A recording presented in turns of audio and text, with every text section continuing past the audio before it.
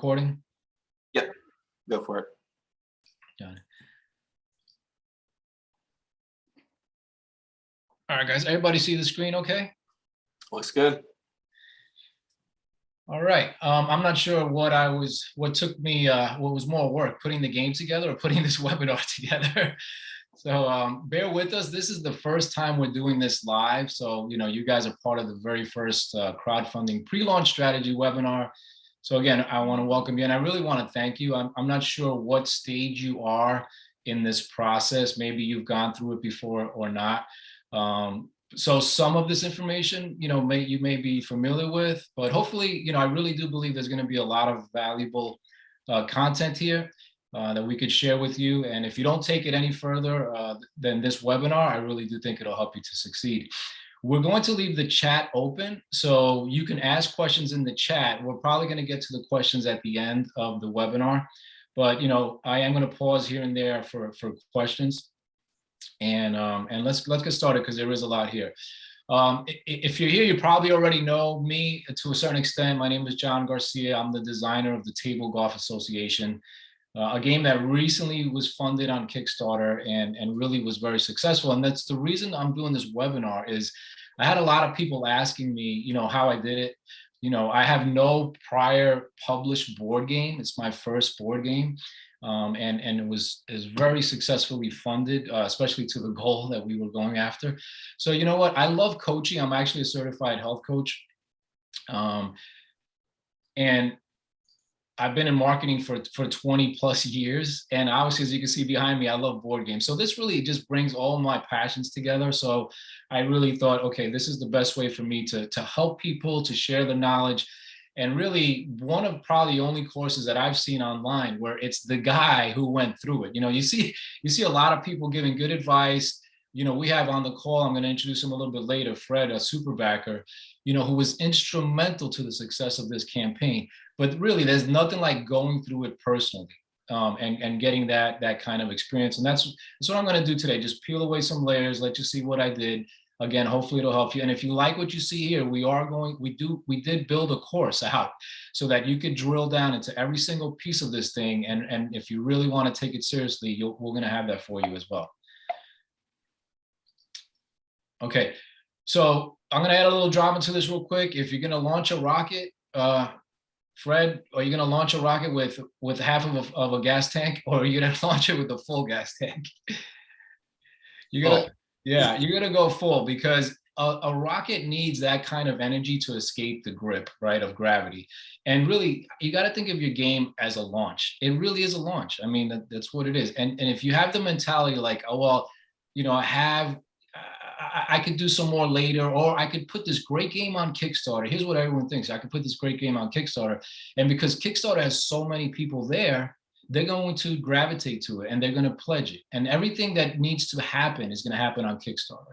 Well, that's not having any fuel. That's relying totally on somebody else. And that's really a recipe for disaster. And the reason I know this is because the first time I tried to do a campaign on Kickstarter, it was 11 years ago. I couldn't believe it until I looked it up, 11 years ago.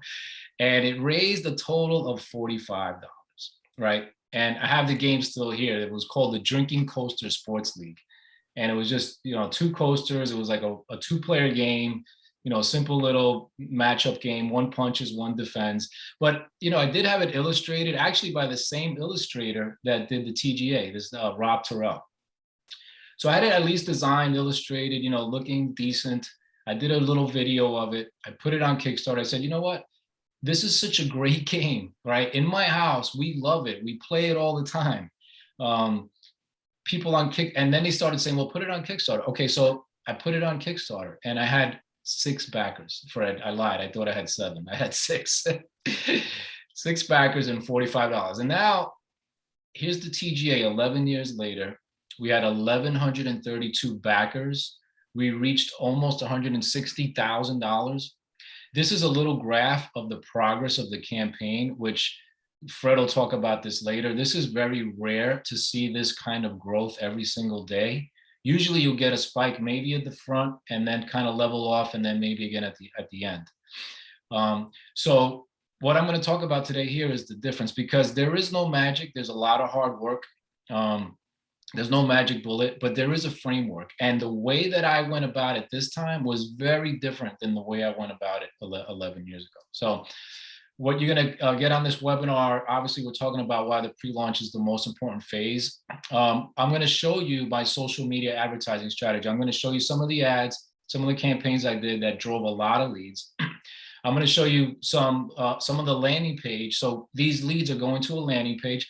This is not all new for some of you, but it is what I used. And then on that landing page, what we're doing is converting them into VIPs. I'm sorry if you hear some barking there, my dog's in the background. And then my Kickstarter strategy to get more backers like Fred to make higher pledges. Fred is a super backer. He's going to give you insights onto what he looks for in a Kickstarter page, because a lot of his insights, I used that recommendation and I changed my Kickstarter page quite a bit so that it could perform at a high level. So obviously we'll be introducing Fred at that point as well. But Fred, as I said, feel free to chime in anytime. And if somebody else sees a question in the chat, you could let me know, because I can't see it right now.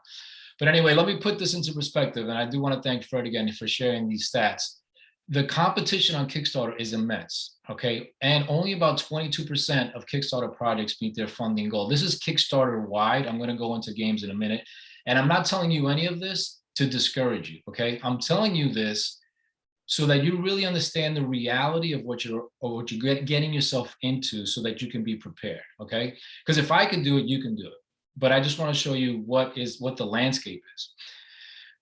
Because what these stats don't say, but I wrote this in here, a large percentage are by established designers and companies. And Fred, maybe we could have another webinar in the future of why established companies use Kickstarter, right, to launch when they don't need it. Kickstarter has been, I think, it used to be for the little guy like me. It used to be for true startups. And somewhere along the line, somebody got greedy. And Kickstarter is not going to turn away a game that makes $13 million, right? They get 5% of every game. But guys, you're up against super polished, super successful companies that are putting their Marvel comic games on Kickstarter and taking all the money. So of those who did fund, the average is about 28,000. So even though you see a lot of successful, numbers out there, the average is 28,000, and less than 5% get to 100,000. So I mean, you would say something? Okay, so like Fred said, essentially a one-man operation to do this would definitely beat the odds. And if we drill down a little further, I just want to set up the stage here again. Kickstarter's been around 13 years. More than half of the games fail. But here's what's really, something to take note of. That averages to over 5,200 games a year, and it averages to over 400 games per month. So when you launch your Kickstarter, you're up against 400 other games on average per month. And mine did get to top 40. Somebody on Kickstarter was able to get me that information. So we broke the top 10%. So that was pretty awesome. And if you look here, 41%, Fred, I'm not sure if you had seen this, but 41% of the campaigns raise only between 1,000 and 10,000 in games. So I think, if you're so far looking at a goal in this range, you're in good shape. If you're looking for higher, it gets more difficult, right? It gets significantly more difficult the more you're trying to fund. And then the other slide I wanted to share on Kickstarter is a lot of projects, as we said, don't get funded. But if you reach 20% of your goal, 78% of those games go on to get funded. So of course, if you reach 20% on day 29, you're not going to raise the other 80% on day 30, right? You need to get to 25% in week 1, so that if you do have a gradual growth by day 30, you do get funded. So that, I just wanted to throw that out there. It is encouraging. I would say, your mark is to get to at the minimum of 20% within the first 4 to 5 days. That's at the minimum. If you're not there, the odds are you're not going to get funded. So good news and bad news. I just want to, again, put the landscape out there for you so that you know what you're dealing with, especially on Kickstarter. I do want to say on Kickstarter, games is the #2 category. It's huge. It's gigantic. The people are there. There are other crowdfunding sites like GameFound and Indiegogo and things like that. But So Kickstarter is the biggest, but it also has the most competition. Again, you're gonna have polished companies on there also competing. Now, I don't want to insult anybody's intelligence here, but first things first is you have to have a game. If you're a first-time designer like me and you think you're going to get funded because of nice sketches and kind of like a theme, and you're really setting yourself up, for failure. You need to have the game fully manufactured, a prototype that's completely done so that you know exactly what the costs are going to be. You're going to know exactly, that everything that you want that game to do does, especially a game like this where it's a dexterity game. So it's a little sobering, I guess, because Kickstarter is about starting something that maybe isn't 100% done. And I'm from the field of school of thought that says, if you wait until you're ready, you'll be waiting your whole life. That's my mantra, right? So I'm not saying it has to be 100%, but it better be really, really close again, because first of all, you need to know your numbers. And second of all, you're up against very polished, game companies and designers. So fair enough. Don't get mad at me, but it took me 2 years to get to this point that you see in this picture. 2 years. I'll show you real quick, actually. This was the first design. When I first created the game, I put it on these little wooden 7-inch puzzle pieces, and the first version of it was puzzles. So just like most of you, if you have a game that you're in development, obviously it goes through phases and it goes through, improvements and developments. But it took me 2 years from that concept to get to this game. So you have a game, you believe it's ready to go. What is your funding goal? Now, what you need to know what your minimum order at your factory is, right? So you need to have a factory. Mine is in China, okay? They told me I had to order 500 copies. And they gave me a quote of $20 per copy. So 500 times 20, boom, $10,000, right? That's what I needed. Well, what I didn't take into account is what it was going to cost to ship that from China to the US. I didn't take into account how much it would cost to receive that order. Pick and pack was something actually foreign to me. Like, I have a game. What's the pick and packing about? And then other things, other fees, like Kickstarter takes a piece and credit cards take a piece. And, I use another company for ad management and they took a piece. So these are all things that the backer doesn't see and doesn't understand why there's additional shipping costs. But if you are shipping from out of this country, if your game is being made in China is obviously one of the more common places, but wherever it's shipping from, you need to consider all these things. I want to move on to this slide and we'll go back to the other one in a second. The goal here is to be funded really in the first day and ultimately in the first hour, right? Fred, if I could ask you real quick, when you see a game just go on and it's on fire, what does that kind of tell you, or what does it do, for your evaluation of it? Well, it makes me want to look at it. You can see the new projects coming out, which we can talk real quickly. Tuesday seems to be a favorite launch day for games in the Kickstarter world. Which was my date also, actually, on a Tuesday. Yeah. Backers will get on Tuesday morning and start looking at projects that are showing up. And there's a little bar that shows at the bottom of each product how much it's funding. And I'll just scan those and look like, oh, what's this? There's always new things that you haven't seen before or heard of before that you just haven't run across. So seeing the ones that you see some movement on, I'm going to look deeper into it. And the ones that have 0 backers, 2 or 3, I'll skip right over those right from the start. Yeah, and it's fair to say it's because there's so much there, right? Every month. I mean, if you couldn't really take your time on everything. So those are little things you look for to scan quickly, right? And see if there's potential. So thank you, Fred, for that. So now you kind of have an idea of what you need. So how are you going to get there? So you have to figure out your minimum pledge level. This is the most important thing. What is your game going to sell for at a minimum? But you do want to start having an idea of what your tiers are, what your max level is going to be. And then this way you can get an average of a pledge level. And we'll get back to that as well in a little later when we talk about advertising. You also need to know now your margin per the game. So once you have those numbers, here's kind of how it broke down for me. I had 500 games, $20 a game, it's $10,000, right? How do I get there? Well, my minimum pledge, my game, the minimum pledge was $75. And in our course, and if we do get to work together as a coach, I can show you exactly how we get to these numbers. But obviously, it's your cost plus your markups plus. So you got a distributor, you have a wholesaler, and you have a retailer. And then, so based on those markups, my game had to sell for a minimum of $75. So if I have $75 per pledge and I get 133 backers, I get to $10,000. So that was my number. I just need 133 people to put up $75. However, as I said before, I didn't take these numbers into account. My shipping fee from China is $4,500 because it's based on a container. So whether that container is full or not, you're going to get this kind of cost. So it doesn't even necessarily matter what the weight is because it's by container.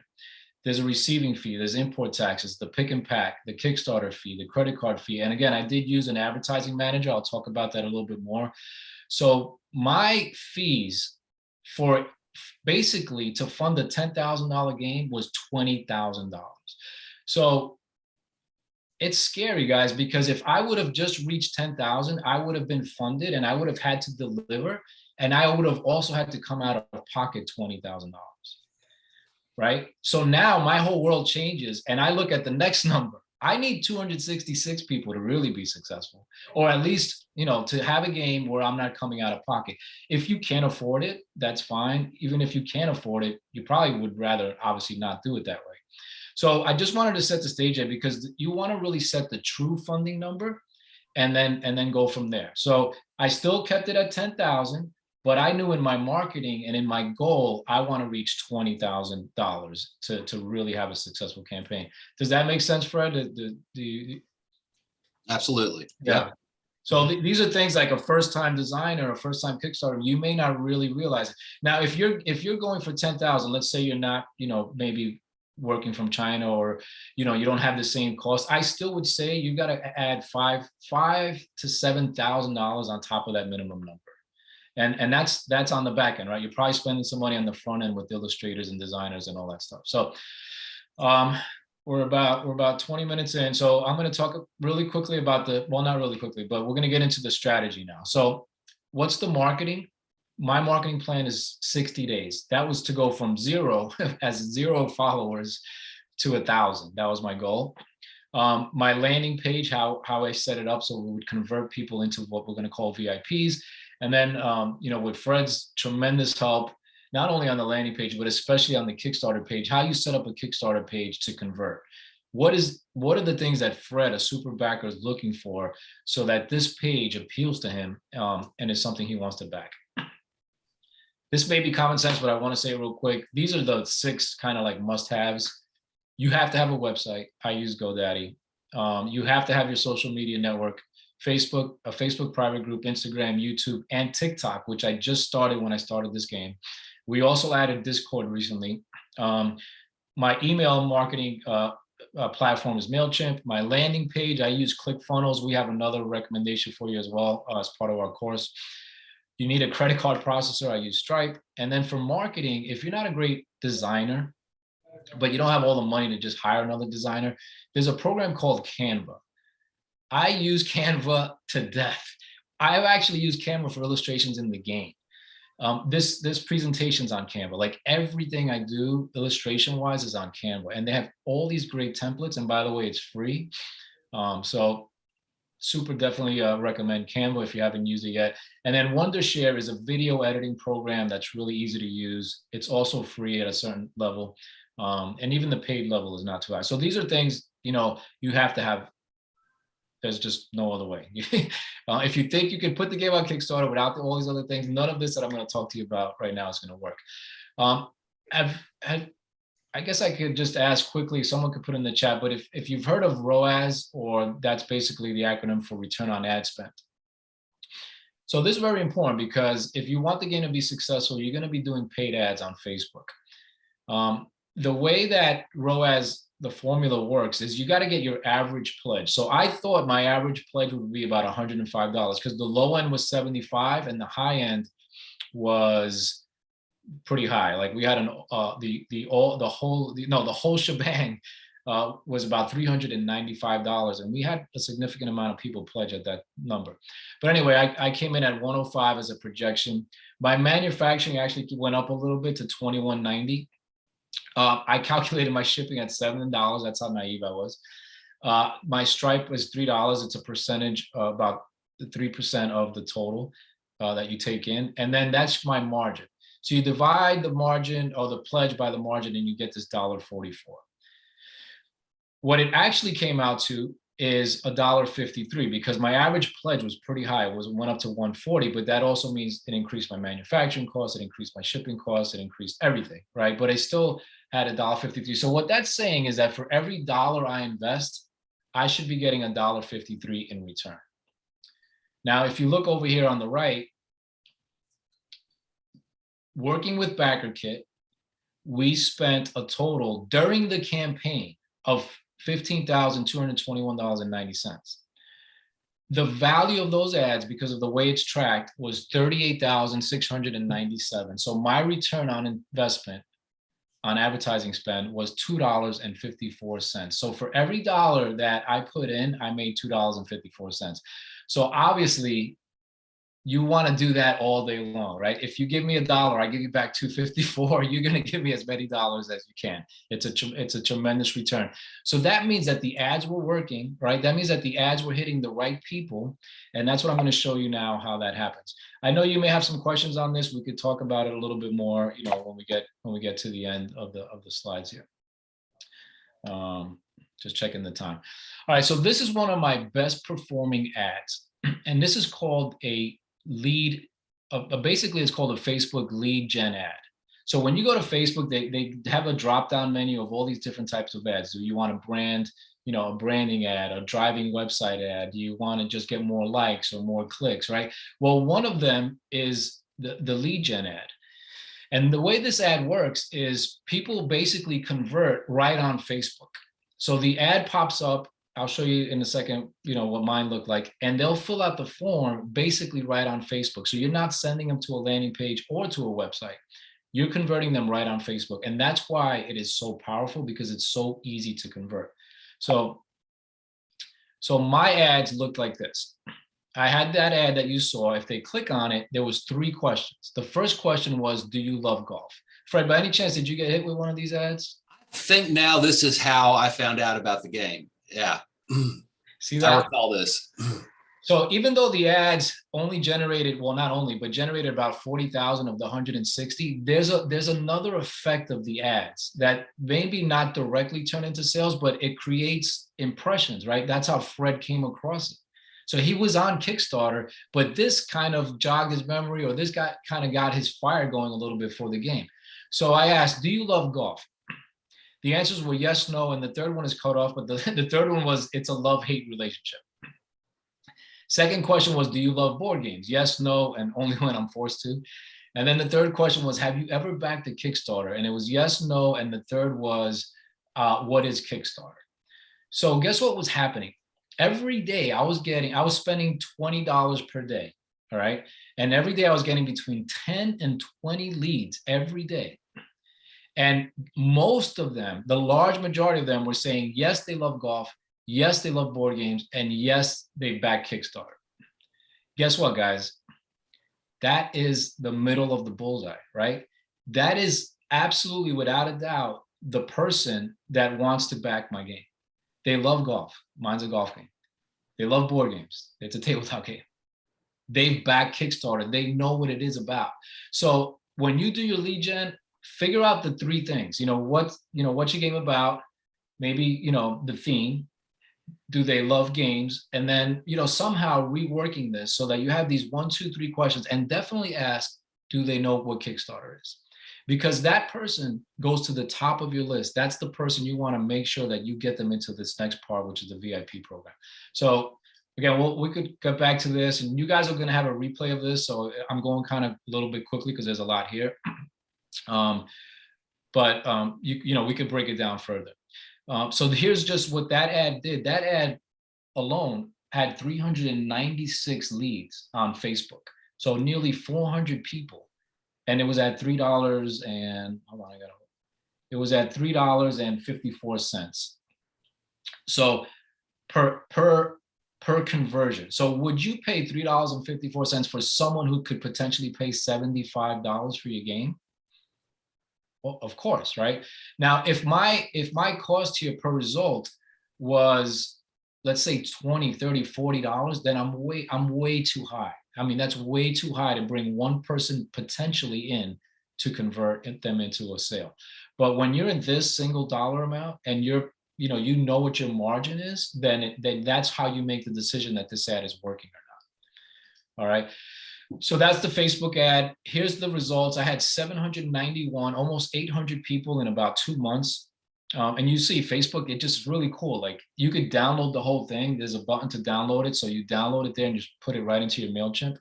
So 800 leads cost me $1,600. It was about an average of $2 per lead.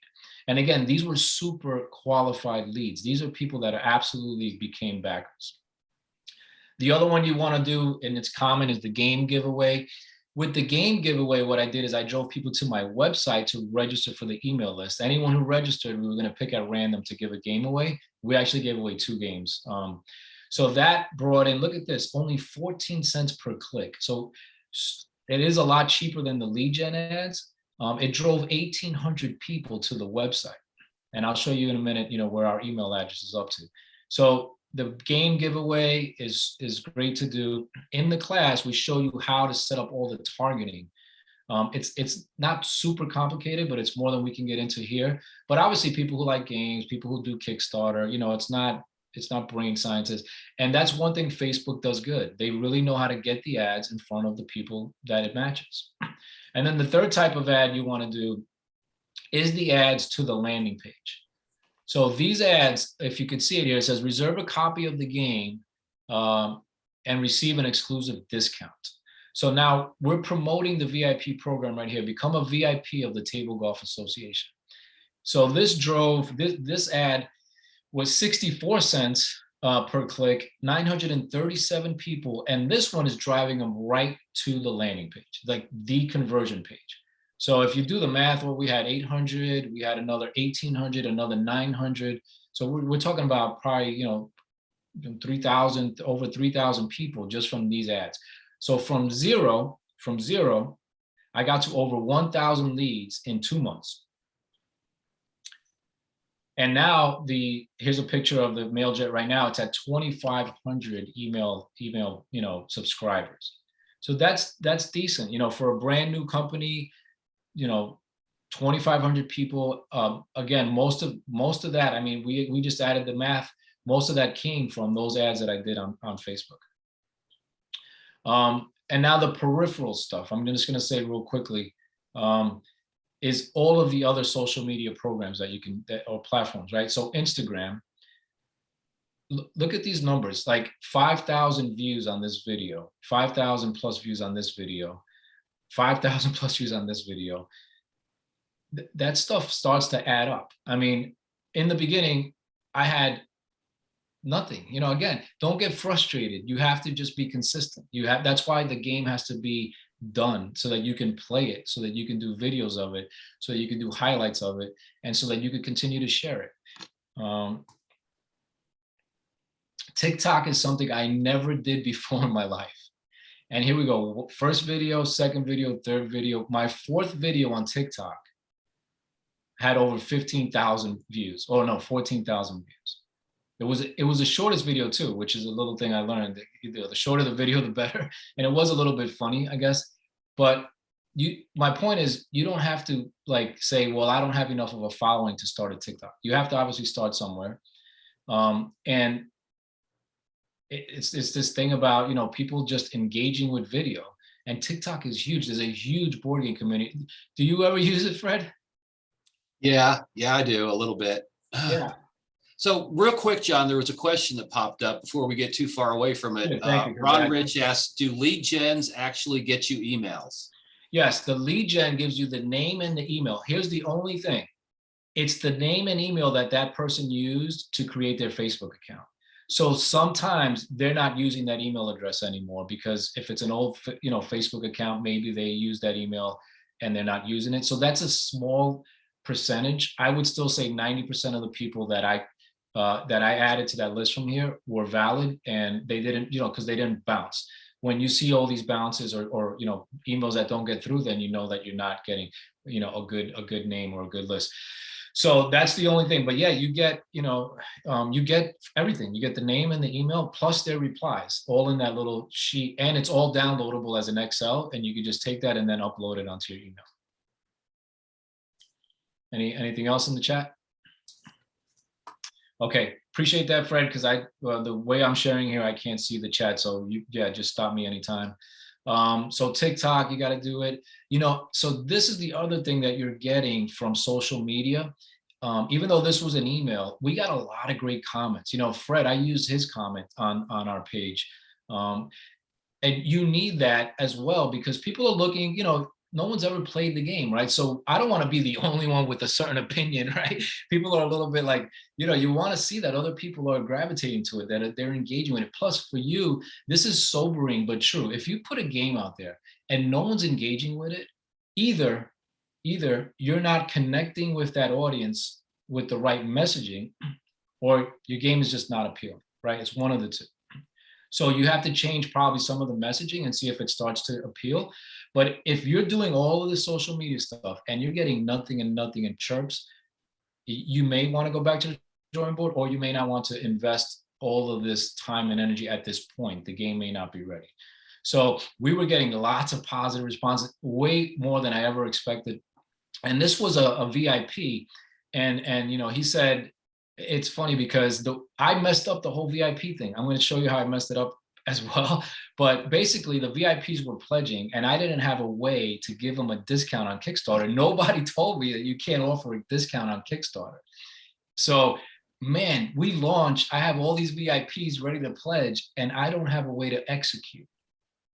I literally on day one had to fix it, and we did. But the way we fixed it was basically telling VIPs to pledge for no reward. There's a Kickstarter pledge, no reward. And then just enter the amount that I told them that they could pay for the game with the discount. And that at the end, all of that stuff would be in their cart. Imagine that, right? So here's Nick. He says, I've made the changes. I hope these items are added and I'm not out $165 and I don't get this game. This game looks awesome. But the game looks awesome. So he took complete, faith in us, and we delivered. He put, hi, John, thank you so much for your honesty. I checked back a kit and everything looks good. You have a customer for life. Super excited for TGA. That was such a sigh of relief, man. We launched, we had all these glitches and issues, and we were able to fix it. So again, real world experience here for you guys. When you do the VIP program with us, we'll explain exactly how to execute it, because this was not how to do it. But I put comments like this now on my page and I share them, and obviously it validates us. It validates what I'm doing, and more people are likely, to take that step. And one more thing on TikTok, we did pay for reviews. So this one, I think I paid $400. This guy though, Everything Board Games, no, it's called TikTok Board Games, right? He has like 700,000 followers or something crazy like that. He did a little video review, and look at this. He had 15,000 likes, 91 comments. I can't tell you how many people were saying, I love this game. Where's this game? How do I get this game? It definitely converted into sales, and 1,144 shares. I would have not probably been able to get those results on my own. So like I said before, it's a combination of your Facebook ads. It's a combination of your email marketing, and it's definitely a combination of reviews and certain influencers that you're going to work with. To get to this kind of exposure that you need. On YouTube, if you do a search, we come up with a lot of really good videos. There's a lot of good reviews. And if you are a board game fan, then you know this guy over here with the hat. And I have to thank Fred. Fred, do you want to tell them real quickly how I got in touch with Tom Vassell? Yeah, well, I'm used to seeing Kickstarters that you see influencers put reviews on the Kickstarter page, that the board gamers will go out, send a prototype or whatnot to get them to look it over and just say something, anything on their different YouTube channel shows that they do. And so I gave John a list of like, here's some of the top people that you need to reach out to and just ask them, hey, will you take a look at this and tell people what you think of it? And John did that. So kudos to him for for having prototypes pre-made that he could send those out to people.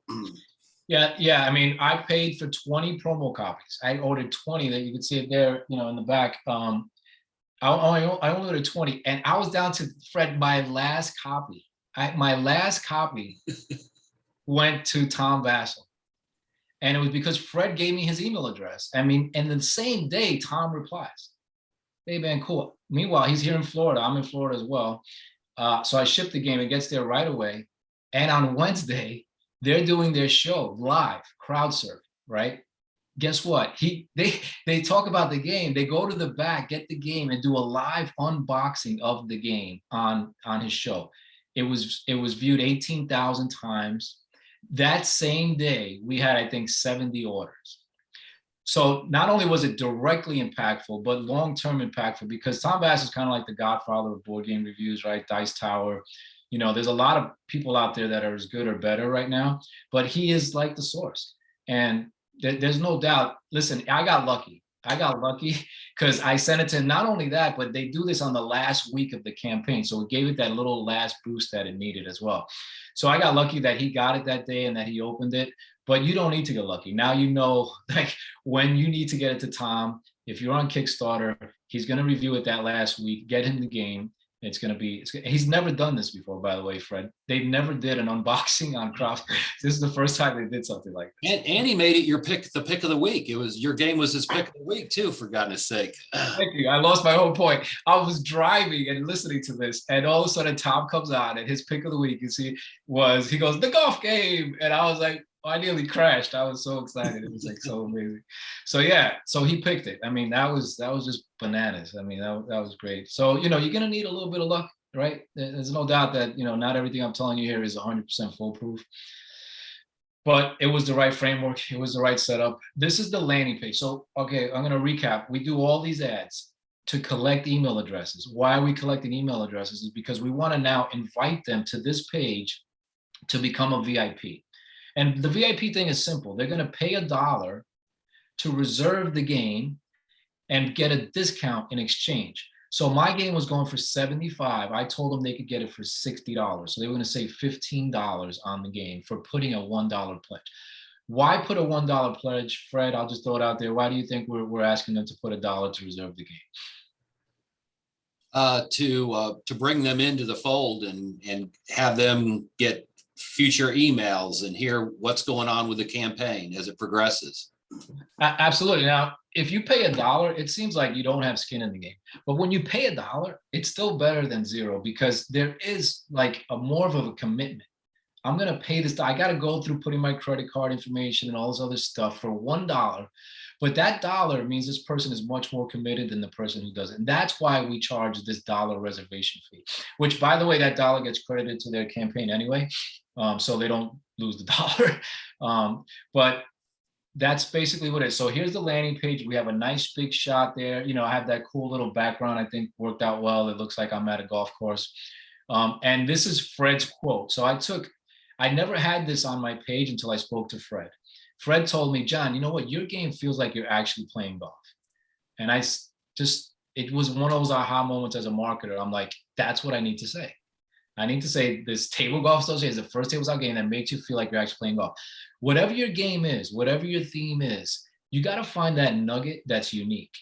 You got to find that nugget that's unique, because there's 100 pirate games and there's 100 mini games and there's 100 dexterity, and your theme may be, similar, mechanics may be similar. Find that nugget that really stands out and makes your game unique as much as it can be in a genre of obviously other similar games. Right under that, I get into just really the benefits, kind of easy to play, a game of skill, which was something also that came up speaking with Fred. The replayability factor of this game was off the charts because of the way that it's modular tiles. And even though it's here at the bottom, Fred never stopped telling me, "John, you got to tell people how much this game is high quality, that it's wooden terrain pieces. This game is not cardboard, it's not plastic." And so a real quick synopsis there of what the person is kind of getting themselves into. And then the very next thing under that is here, become a VIP member for an exclusive offer. So they put their email address and then they click, which is really important, because if they just click and they go to the landing page, you did not capture their email address. right? So using this format is the way to do it. You have to ask them to put their email address here. And then when they click, whether or not they take action on the landing page, I have their email address. And you'll see we had about 400 people click and only about 200 people converted. So 50%, I'll show you that in a minute. But guess what? I had those 400 people's email addresses, and later on, they still converted.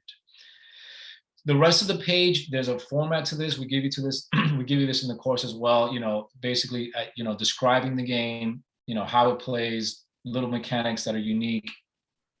In my game, it was all about kind of navigating the hazards. Oh, I want to go back for a minute. I do want to show you something. So again, I want to show you this real quick. These are things that I'm collecting from my social media. This was actually Fred's quote. "Hi guys, loving what you're doing. As a golfer and a gamer, that fits right into my wheelhouse." Thank you, Fred, very much. I didn't really have to ask for permission because he already put it on my social media page, but I do normally ask for permission. But you could just put a Facebook fan or an Instagram fan. You don't have to put the name, or you could put the first initial or the last initial, something like that. But obviously they can see it if they go to your social media page. So there's one, right? "Hey guys, loving what you're doing." Right here, how do I buy one of these sets? I want to play so bad. It looks so fun. Tanner Farmer, Facebook fan post, right? That brings people in. There's like, here's somebody else that feels like I feel. I think on the final version, I had a quote here, but I'm not on the screenshot. On this one, "Hey, so yeah, I would totally nerd out on this for hours. I'm very excited about this. So brilliant," right? Love that. Put that in there. We included a trophy. Obviously, you want to include the components. Here's another one. "I wanted this game from the get-go. The more you post, the more I want it." So these are the kind of things you want on your landing page. And then at the bottom of the landing page, a couple of more pictures of it, different orientations in my case. And then again, the offer to opt in. So when they go to this next thing, it's basically just, here's the credit card transaction page. We'll show you how to do that in the course. And then they get this "Thank you. Congrats, you're a VIP member of the TGA. By reserving, you can purchase a Table Golf Association game at the lowest possible price. Be sure to check your email for your receipt and more information as we get closer to launch. Pledges must," now this is super, super important. I almost blew this one, Fred. "Pledges must be made within first 24 hours of launch to qualify." So if you're a VIP, I need you to pledge in the first 24 hours and you're going to get that discount. If you pledge after that, I'm sorry, it's over. You're only going to get it if you pledge in the first one. And you remind them in the emails. You have to pledge on day one. We're launching Tuesday, April 12th. I'll never forget it. I was supposed to launch at 9 and I was so excited. I launched at like 8:45 or something like that. What time are we at? We got about 15 minutes. Okay, we're going to be wrapping up soon. So that's the strategy. You're collecting all these emails. You're driving them to a really professional landing page. You got your pictures. If you have a video, you could put it on there, but you don't want them clicking off the page to another, like let's say YouTube or something like that. You want to embed it on the page. You want everything to be there. Once they convert, they pay the $1, they get this. And then we also invite them to the VIP Facebook group, which is just a nice thing to be part of an exclusive thing. They're VIPs. Our VIP Facebook group is over, a few hundred people now. And it's an engaged audience. Like, it's different than the regular Facebook page. The VIP page are people who really care about the game. They're going to be your champions. They're going to be your ambassadors. So here's just a quick shot of the ClickFunnels. So I had about 400 people who came to the page, and 207 gave that $1 deposit. So I had 207. Remember, I'm trying to get 133 people minimum to get to 10,000. I now have 207 that have already committed to pledge. And here's what it turned out to be. Out of those 207, I actually had 62. So my percentages might be wrong here. I had 62 people that were VIPs pledge on day one at an average of $140. So guys, I raised $8,680 from this VIP strategy on day one. So the rest of the money, because we did fund in just over an hour, we had over $10,000. So the rest came from people on Kickstarter and just, other activity that was going on. And then of the VIPs, of the total 400 and whatever, I can't even read it here, or so, 330 have backed the game at about an average $140. So with with just collecting these 400 and so email addresses, we raised $46,200. So, whew, sorry, that was a lot. That was a lot, but it was a lot of work, and it was definitely worth it. I mean, this is how you really ensure a strong launch. So if you need 10,000, I would say you need 1,000 email addresses total, and you need to have at least 100 people on your VIP, because on average, only about 30% of them actually back in that first hour. So you kind of work the numbers backwards. We get into this a little deeper, of course, a lot deeper in the course, but I guess I could pause for a minute if anyone who wants to add a question in the chat about any of this. Fred, just keep an eye on the chat and we could take a look at it. I'm going to actually escape here for a second. And stop sharing. So, all right, hope everybody's with me. It was a lot there. We're going to show you the Kickstarter page. I'm not sure if you've seen it or not. But I'm going to show you the Kickstarter page, and I didn't formally introduce Fred. While I do that, Fred, do you want to just formally introduce yourself to the group? Yeah, I guess I'm what's called a super backer on Kickstarter. I stumbled across Kickstarter. It was actually just 3 years ago. If you remember, one of the largest Kickstarters ever was Exploding Kittens. Yeah. And did a sequel called Bears and Babies. And somehow that was my first Kickstarter I backed in 3 years ago. And I'm now at 450 projects. So yeah, wow, I've got in 3 issues. years? Yeah, I've got issues. Wow. I've got a lot of board games. We'll say that. Well, that's awesome, because I mean, it's because of that, Fred. I have backed obviously Kickstarters as well, not nowhere near as many. And there's certain things you look for, but someone who's done this kind of backing that you have, you were very specific with your recommendation. So guys, feel free to ask Fred questions directly as well. But I'm going to go ahead and share the Kickstarter page. And obviously it's wrapped up now, but right here was the video. Fred, do you recall the video at all?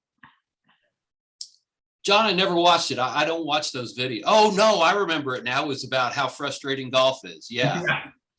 Yeah. So in my in the statistics of the game, this video was watched about 9,000 times. I mean, it was crazy how many people watched this, and 40% of them watched it until the end. Now, having said that, Fred, do you normally watch them? You don't normally watch the videos. I generally go to the influencer videos where they talk about the game, or gameplay videos that show how the game plays, an overview. Sometimes the top videos are just kind of a creative design thing, which like yours didn't really show much about the game, right? It was more of a enticer. Yeah. The first half of it was really about golf, and that's where the critique came, Fred, to me. Most people said I was appealing too much to the golfer and not enough to the gamer. And that's usually the issue with dexterity. Dexterity is kind of also like a smaller niche, right? And then sports is really not like a board game guy. And sports, it's just, it's not a stereotype. It's the truth. It's just something that you don't see too often coming together. And in this game, it did, and it definitely struck a nerve. But the video, I would say, I'll play real quick, briefly. I don't know why we can't hear it. Well, anyway, I did. 52 yards should be just a nice, comfortable 9-iron for him. They're going to go nuts when he hits this thing. Golf is a funny little game, played with some funny-looking sticks and often wearing funny-looking clothes. Now, I'm not going to play the whole thing, but these are all stock footage videos, so I didn't pay a ton of money to get this produced. I do have a friend who's a videographer, so he helped me with it. So the first half of the video, really literally the first half, is about golf and how tough it is and frustrating it is. And then I transition and say, now you could bring that to the TGA. You can bring that excruciating feeling of mediocrity and ineptitude right to your kitchen table. That's right. If you can't get out to the course, now you can bring the course right to you. The Table Golf Association is the first ever golf dexterity game that allows you to design and play your own course, filled with all the challenges and nuances of real golf. All right. So, I like the video. There was one guy that said he pledged because of the video. Again, a lot of people watch the video. I do think it's important. Part of our class, I do offer a bonus. I am a copywriter. So if anyone needs help with copywriting for a video, I offer that as well. And I love to do that. I'm a marketing, I do have a marketing background. So that is kind of one of my strengths. So you definitely need a video. Now, actually, Fred, I got advice from someone else who looked at my page and said for pledges, you need to put very simple, the amount, what's the name of it, and what you're getting. I had my pledges had like a paragraph long, and this guy actually was one of our reviewers. He's also a super backer. He said, put the pledge amount, excuse me, put the title, and here you see one copy of the base game, one copy of the driving range. And then the next one is a copy of the base game, a copy of the driving range, copy of the European expansion. And then the last one was copy of the base game, the driving range, the European expansion, and the bonus set. Now, if you look at this, this is where I messed up again. So I had the VIP, I messed up bad. The second thing I did is because I didn't have all the shipping correctly, I ended up having a US pledge and then an international pledge. Because Kickstarter doesn't tell you, as soon as somebody pledges on one of your levels, you cannot change that pledge. That's it, it's locked and you can't change it. So I couldn't add all of the international pricing after somebody already pledged for it. So if somebody pledges from, Mexico and you're like, oh man, I missed Mexico, I want to add it, it's too late. You can't change it. So what I did was I created a second pledge called the international pledge. Yes, it was confusing. Yes, it hurt me. And it was a huge lesson learned. You need to have all of your shipping for your entire international areas that you're going to ship to done before you start. Fred, anything you could add on there? Yeah, just as far as the number of pledge options, the fewer you can do, the better, because it could get confusing if you have 30 different pledge options. Yeah, so we basically had 4, but we did have this international pledge. We had 4, and then actually like this one, the whole shebang, which was a custom display case. So for the most part, look, we had 26 backers on that level. We had 219 backers at this all-in level. So what I want to also say briefly, because we're running out of time, is the pledge, the basic game is $75. If you're going to offer additional things to bring up the pledge money, just be careful that you're not offering things that you haven't already scoped out, that you haven't priced out. The only things that I offered here, they're all basically tiles. Excuse me. Every single one of these expansions just adds more tiles. So I'm not creating a different component. I'm not creating something. I know exactly what my costs are. And so just be very careful when you do that. I would say, make sure that you have all of this planned out, carefully, because you do want to offer this 185 level. That's how I got to $140 average pledge. If I just had the base game, and maybe something else, my average pledge obviously would have been lower. Now your costs go up here, but again, I know what my margins are and I know, what I can afford to do here. Let's quickly just, look at the page. A lot of nice graphics. All of this is done in Canva. Here's the quote again. This is the dexterity game I've been waiting for. So I put quotes throughout the page. Everything was done uniformly. I designed all this myself. I'm not a designer. I use Canva. Again, here's Fred. Hey guys, loving what you're doing. What makes it special? Easy setup. Love Fred. This is Fred's idea also. Solid wood, right? Fred kept saying, John, tell him it's solid wood. Tell him reinforce it. So we added these couple of tiles here. Terrain tiles are 5 inches across and made of high quality solid wood. The components. I know I'm going through this. You're gonna get a replay of it, so don't worry about it. You can also go to my Kickstarter page. Here's the review. Well, here's the pictures. Then we have the reviews right in the page. Some of them. And then we had the stretch goals. Now here, Fred, here's where we and I kind of disagree. I put all my stretch goals out at once, and I also did them based on the number of backers. So for the next stretch level, we had to get to 1250. Fred, you have a different school of thought. Give us that, and then we're just going to get into the wrap up of the webinar. Yeah, I think it's better rather than backer count to go by dollar amount, and also to reveal them as you meet each goal. The dollar amount, once you become a backer, you can't become another backer. So there's nothing that you as a current backer can do to help reach the next stretch goal. But if it's a dollar amount, stretch goal, I could say, yeah, you know what, maybe I'll buy a couple extras and I can help us get to that next stretch goal. So I'm still actively involved if it's a dollar amount that I can see, and maybe I haven't already gone in for everything. So it keeps those that are already backing engaged to try and help get to the next one. Yeah, and I love that. And I do think, I mean, it's not that I disagree with you. We went another direction, but we went another direction because I wasn't 100% confident in my numbers, you know, my costs and my ratio and my shipping.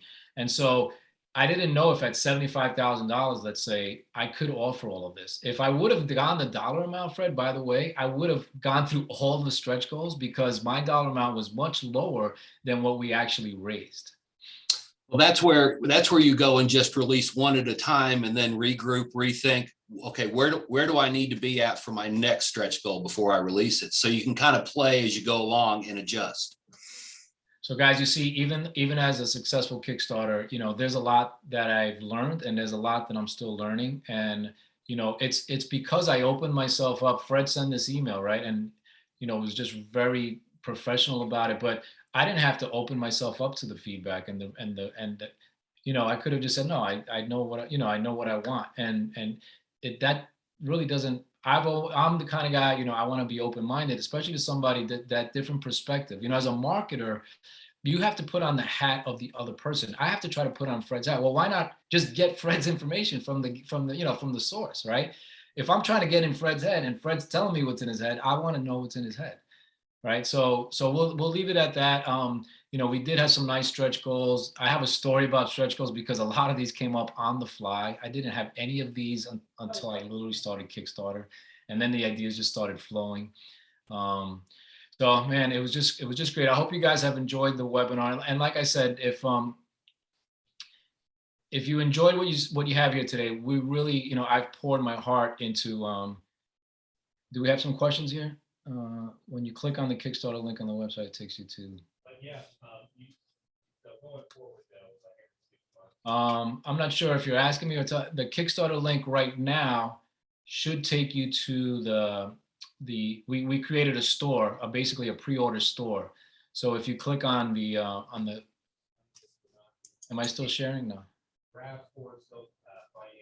Can you mute that, Marshall? Or do I have to mute it?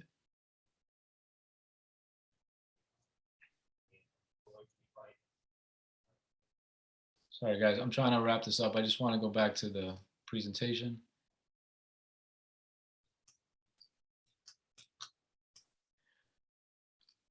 Okay, so here as we wrap up, I just want to invite you guys to the course.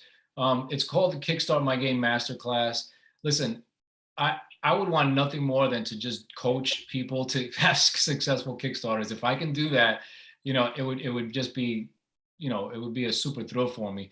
But I want it to be super valuable. And if a guy like me with no track record can raise 158,000, you can too. That's the bottom line. You have to put yourself in that mindset that you can too. But there's a framework. Everything that we talked about here, there's a step-by-step, you know, strategy for it. There are 4 modules, but the first module that's available is what we did here. It's called the pre-launch video course. So it's how to do your social media, how to do your landing page, how to do your email, and how to do your Kickstarter. All the nuts and bolts that we just talked about here. We do offer what's called a done for you landing page. So there's templates that you just have to customize. So you can take my entire page and just customize it for yourself. How to integrate your email and your credit card. We do that with you as well. The social media advertising, the templates. We have a library of all the ads and all that kind of stuff. The return on investment spreadsheet. I mean, there's a lot there. You guys can go through this. I don't want to take more than the hour. But there are bonuses for anyone who kind of can go to this link. I think it's going to be in the chat. So Marshall, if you want to put the link in the chat. We're also going to follow up with you guys. You know, if you can't do it right now, I understand, but we're gonna be sending you the link. There are bonuses for kind of getting involved early with the course. Things like the top 10 ad tactics, the Kickstarter trailer script production. Like I said, I can help you with that.